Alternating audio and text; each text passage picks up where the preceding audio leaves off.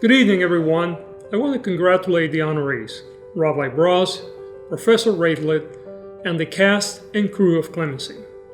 I'm especially humbled to be in this program with Brian Stevenson, whose life work is inspiration. To Mike Farrell and everyone with death penalty focus, your persistence and dedication paved the way towards justice in America. On my first day as District Attorney of Los Angeles County, I ended the use of the death penalty. My office no longer seeks or defends death sentences or seeks execution dates. As a former police officer and as a prosecutor, I know the death penalty does not make us safer.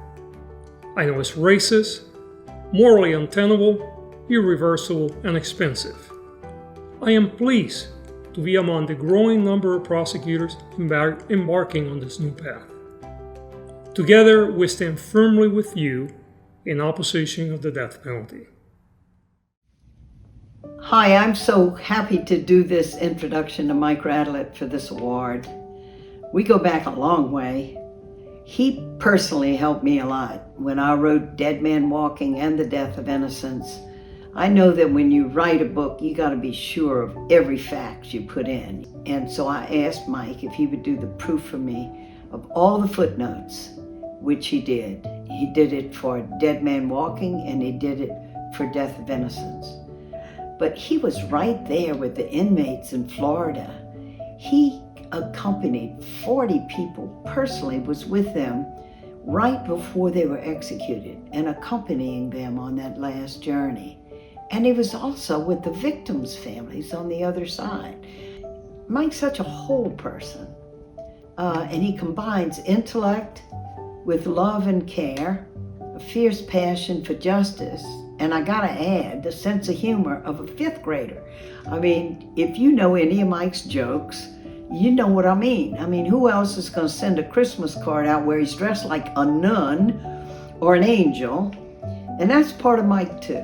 And that ready wit, no matter what you're doing, that ready wit just infiltrates everything you're doing. It makes it fun. The intellectual work he's done, he wrote in the 80s a book, In Spite of Innocence, with Hugo Bedeau, and began to point out, and that was before DNA, 5 years before DNA, the innocent people that were wrongly convicted. He has done a number of state studies, including in California, about how race affects the death penalty, and played a part, no doubt, in the moratorium California now has on the death penalty. I love Mike tremendously. He's a colleague. We work together, we laugh together, and we love together. And his heart is wide. His curiosity is unending. His careful scholarship is bearing fruit now as we are ending the death penalty, including in California. And I couldn't say more and be happier that he's getting this award tonight, which can hardly begin to capture all the facets of the prism that he is. But I say this with great love. Wish we could all be there in person. I promise you, if we were, we would have a great time and it would be riddled with laughter, some of which would be colored by fifth grade jokes. So thank you for letting me be a part of this. Love you very much, Mike. Death penalty focus, you've done fantastic work that brings us to where we are today. And I hope everybody has, wherever you are, a good time, and raise your glass to Mike. Thank you, Sister Helen, for those remarks. As Helen knows, it was my experience in Catholic schools that taught me to oppose the death penalty. I was kicked out of 3 different Catholic elementary schools, and through that, I developed a lifelong interest in people who were punished despite the fact that they were totally innocent. Now, my plans when I retire are to spend the rest of my days studying to become a nun. I've been very lucky over the years to work with a dedicated team of scholars and activists who have had far more successes in limiting executions around the world than we ever thought was possible. In 1977, there were 16 abolitionist countries around the world. Today, that figure has gone up to 142 countries that have abolished the death penalty either in law or in practice. And I got into the business in 1979 when I teamed up with the University of Memphis criminologist Margaret Vandiver. We met on a picket line at the University of Florida, where Governor Bob Graham was speaking at a dinner right after he had presided over the first post-Furman non-consensual execution.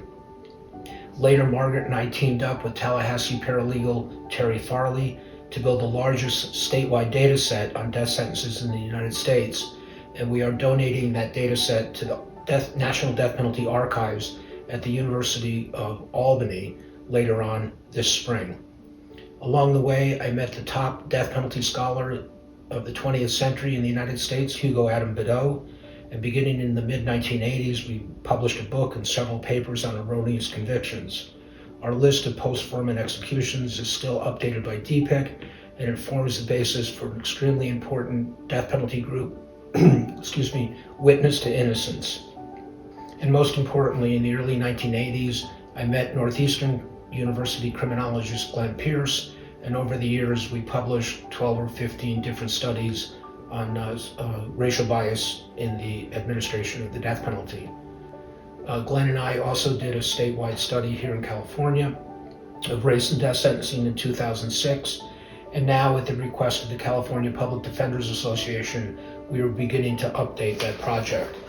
I've worked with Death Penalty Focus since that organization was founded in 1988, and I was on a march from Sacramento to San Quentin in 1989 that was interrupted by the Loma Prieta earthquake.